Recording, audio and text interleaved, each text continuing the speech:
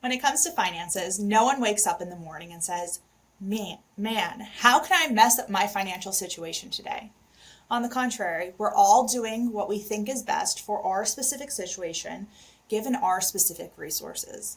But the truth of the matter is that a lot of times conventional wisdom, whether that be from the media or your family members or from mentors, a lot of the advice that we hear is actually giving away control of our money and away control of our cash flow. What we do is help our clients and help you to become more in control of your cash flow and to make the most of your resources by making your money as efficient as possible.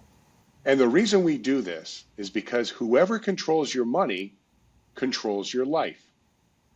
So here's a 30,000-foot view of how our process can help you to make your money more efficient. It all starts with this circle right here, your circle of wealth. And one thing we all have in common is we all have a circle of wealth. Some are larger than others, and others are larger than ours, but we all have one simple thing in common. We want that circle to grow. Now, there are many ways that you can grow your circle of wealth. But what we have found is that every dollar that's in or going through your circle of wealth is broken up into three areas.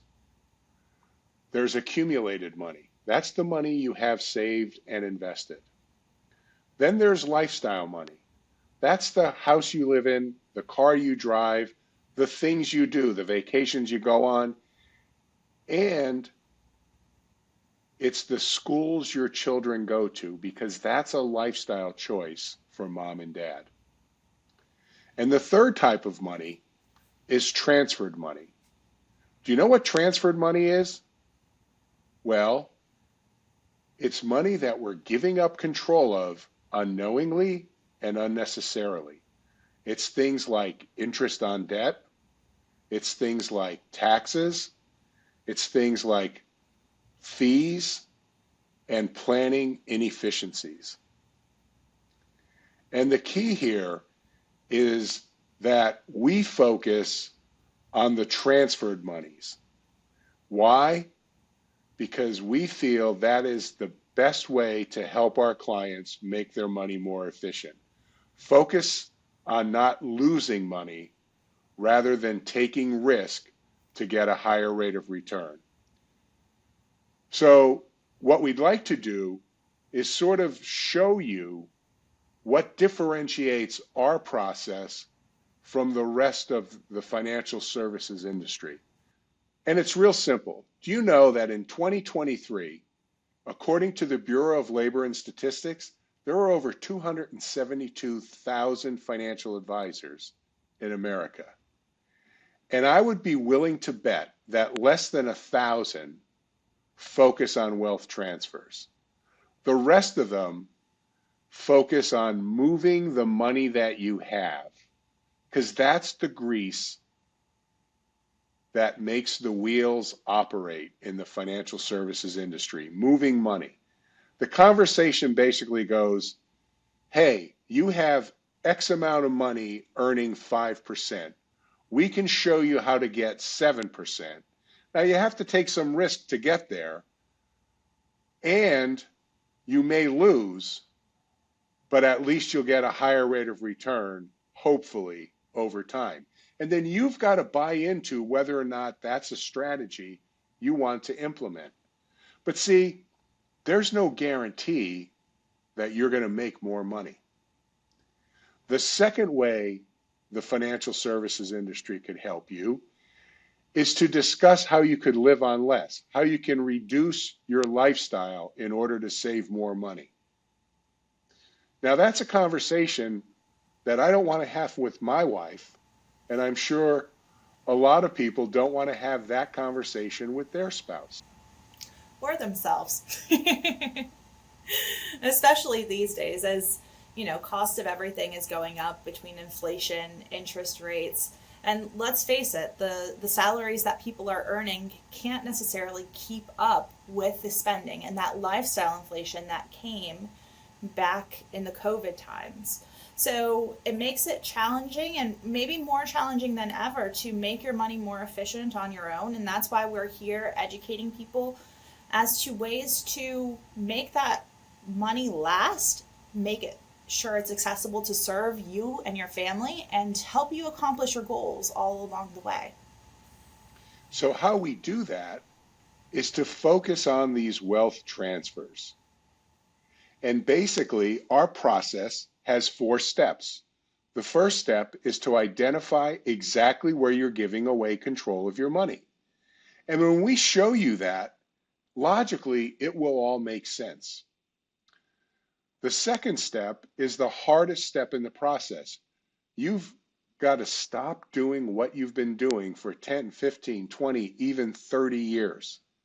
And it's a hard habit to break. The third step is to show you where to put your money so that you're in complete liquidity, use, and control of your money. We call it the luck factor. Putting money in a place where you and only you could access it. And then the final step is really where the magic happens, where you borrow money from yourself to fund your lifestyle and pay interest back to an entity that you own and control. And if you take a look at that, basically your money never leaves your control. And that's the lens through which we look at things to make sure that you're in control of your money at all times. Now, when we focus on these wealth transfers, again, it's things like interest on debt. It's things like planning inefficiencies. It's things like taxes. But you see, if you paid $1 in taxes this year that you didn't have to pay, you don't only lose that dollar, you lose something more valuable. You lose opportunity cost. You lose what that dollar could have earned for you, and you lose it for the rest of your life. So we focus on opportunity cost because every move we make financially eliminates choices that we could have made had we not made that choice. Exactly. And we always say we'll never see the interest we don't earn on our money, you know? So a lot of people pay cash and they do it in order to avoid paying interest to outside entities. But what happens is we get a hole in the bucket, if you will, because we lose the opportunity cost, and that's the unseen. So we quickly identify where you're giving up control of your money in 6 key areas: mortgages, how you're paying for your real estate; taxes, how you're funding your retirement; protection areas, insurances; college funding, how you're paying for your children's college; and then how you're making major capital purchases. Because what we found is it's not what you buy, it's how you pay for it that is going to make the difference in your financial life. So, what we try to do is put you in control of your own money. Right now, a lot of the times, depending on your situation, it may be the mortgage companies, the banks, the credit companies, the government, or those major capital purchases like cars and paying for education. All of these entities seek to gain control of your money and of your cash flow. And that's where the rub comes in. So, by putting yourself in control, you really regain control of your entire life because now you control all of that cash flow. And I would argue that most of life's frustrations come from not having access to money when you really want or need something. Now, it might sound overwhelming, it might sound impossible, but the fact of the matter is, it's very simple. Do you remember when you first learned how to play this game, tic tac toe? It's a simple game with simple rules. And the conversation went something like this: the person who showed you how to play basically said, hey, here's a new game. It's called tic tac toe. You're X, I'm O. You have to get 3 in a row. And because that person taught you the rules to play, but not the rules to win, You lost and you lost and you lost until you figured out how to prevent your opponent from getting 3 in a row. And then nobody won, so then you went and showed somebody else, and you taught them the rules to play, but you didn't teach them the rules to win. Our process teaches you the rules to win the financial game.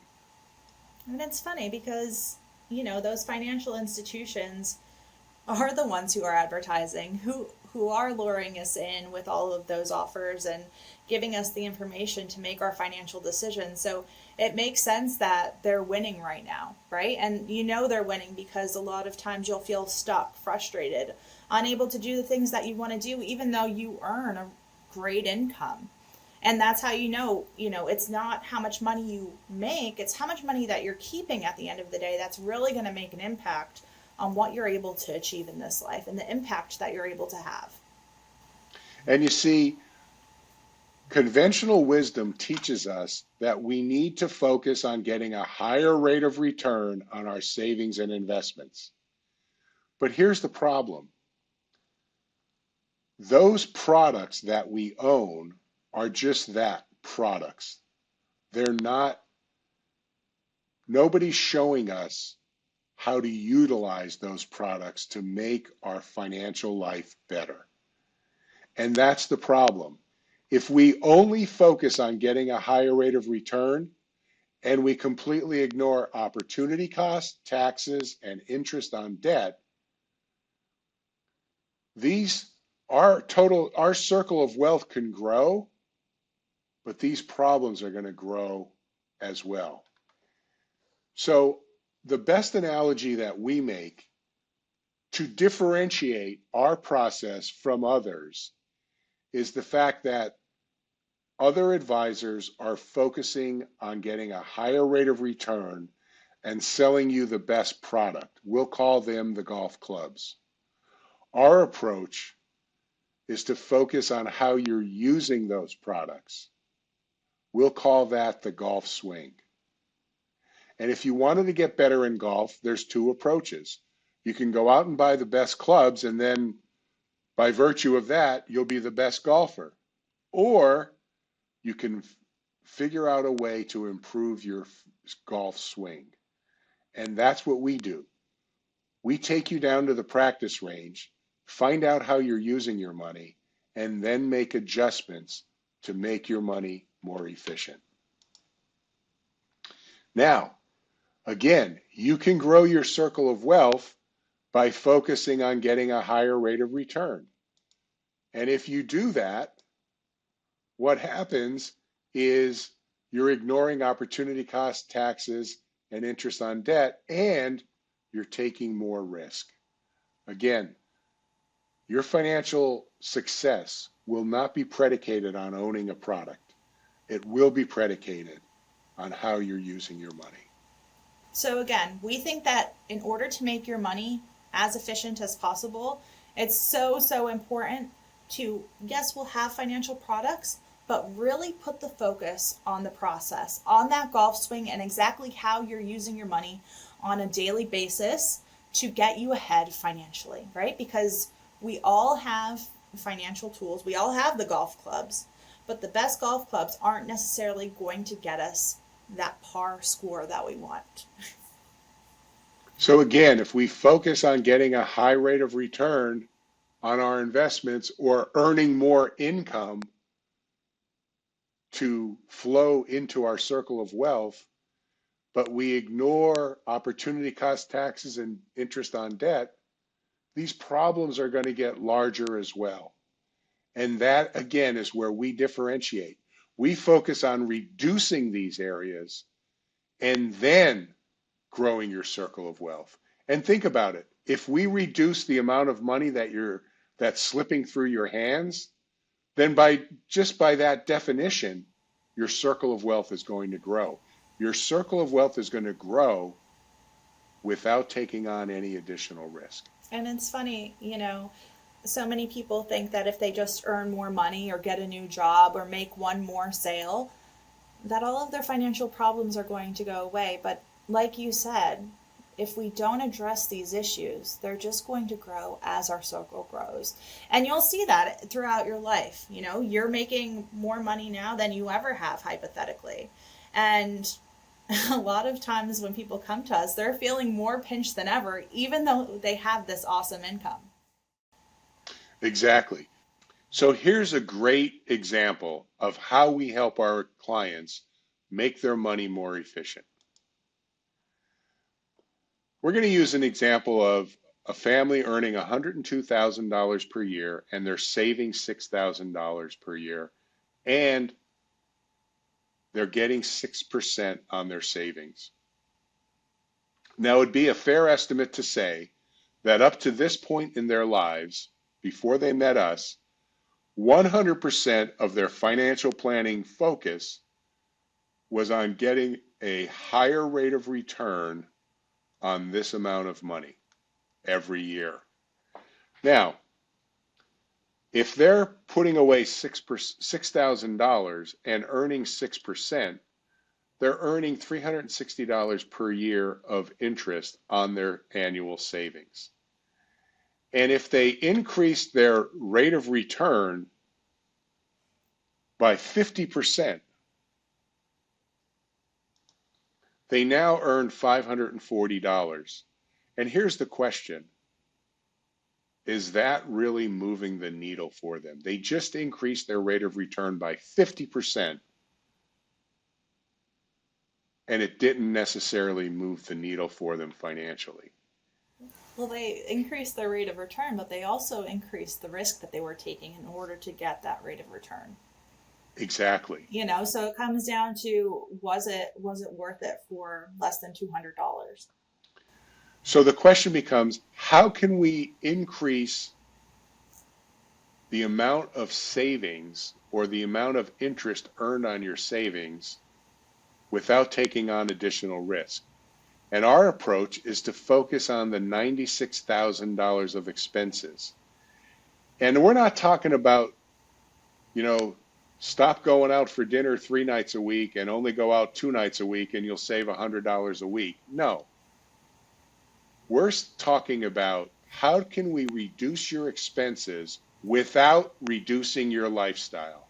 I want to repeat that. How can we reduce your expenses without reducing your lifestyle? Well, that's where we focus on the wealth transfers, because the wealth transfers are already baked into your cash flow cake. So here's the benefit of reducing your expenses without reducing your lifestyle. If we reduce your expenses by 1%, that's $960. And that is the equivalent of earning 16% on your $6,000 of savings. That's how you move the needle. Now, here's the thing. We've all been told that the higher the risk, the higher the what? The higher the return. That's right, the return. Well, have we ever taken risk and not gotten a return? Unfortunately. But here's the deal. How much risk do you have to take to stop an expense? 0. All you have to do is stop doing it. What does it cost to stop an expense? It doesn't cost anything. So that's how you win this financial game. And this is how we help our clients make their money more efficient, reducing their expenses without reducing their lifestyle. You see, we can prove that this works because 16% of $6,000 is $960. So that's what makes us different, and that's how we help our clients.